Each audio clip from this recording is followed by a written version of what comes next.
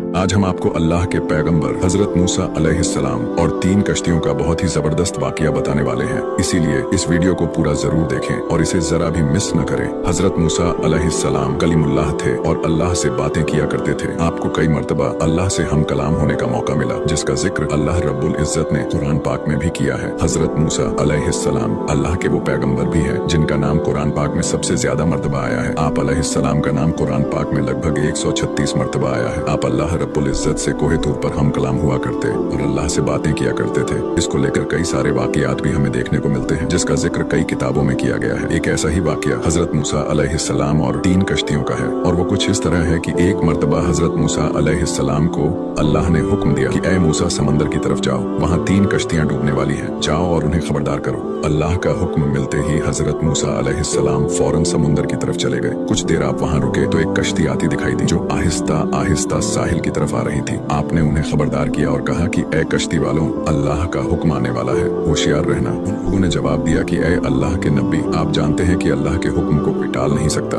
हम तो उसके बंदे हैं जो उसके हुक्म के पाबंद हैं। कश्ती वाले ये बात कह ही रहे थे कि अचानक मौज उठी और कश्ती डूबने लगी। कश्ती पर सवार लोग अपनी अपनी जान बचाने की कोशिश कर रहे थे कि अचानक एक और जबरदस्त मौज उठी और वो कश्ती डूब गई और वो मौज उसे बहाकर समंदर की तह में ले गई। थोड़ी देर बाद मूसा अलैहिस्सलाम को एक और कश्ती नजर आई तो मूसा अलैहिस्सलाम ने उन्हें भी खबरदार किया और कहा कि ऐ कश्ती वालों, जरा मुहतात होकर आना। तो उन लोगों ने भी वैसा ही जवाब दिया जैसे कि पहले कश्ती वाले लोगों ने दिया था कि जो कुछ होना है होकर रहेगा, और ये कहकर वो लोग किनारे की तरफ आते रहे। थोड़ी देर बाद एक मौज उठी और वो लोग भी उसी तरह समंदर में डूब गए। हजरत मूसा अलैहिस्सलाम अल्लाह की हिकमत के बारे में सोच रहे थे कि तभी आपको तीसरी कश्ती आती हुई दिखाई दी। जब आपने तीसरी कश्ती देखी तो आपने उन लोगों को भी खबरदार किया और उन लोगों को नसीहत की कि ऐ कश्ती वालों, खबरदार हो जाओ, क्योंकि अल्लाह का हुक्म आने वाला है, अल्लाह से माफी मांग लो और जरा मुहतात होकर आओ। मूसा अलैहिस्सलाम की बात सुनकर उन लोगों ने जवाब दिया कि ऐ अल्लाह के नबी, जिस तरह आप सच्चे हैं उसी तरह अल्लाह का हुक्म भी अटल है, जिसे कोई भी नहीं बदल सकता। लेकिन इन सब के बीच में अल्लाह की रहमत भी है, तो हम उसकी रहमत से क्यों मायूस हो। लिहाजा हम अल्लाह की रहमत पर भरोसा करके वापस आ रहे हैं और वो अपनी रहमत के सदके हमें जरूर अमन और सलामती से किनारे पर पहुंचा देगा। कश्ती वालों का ये जवाब सुनकर हजरत मूसा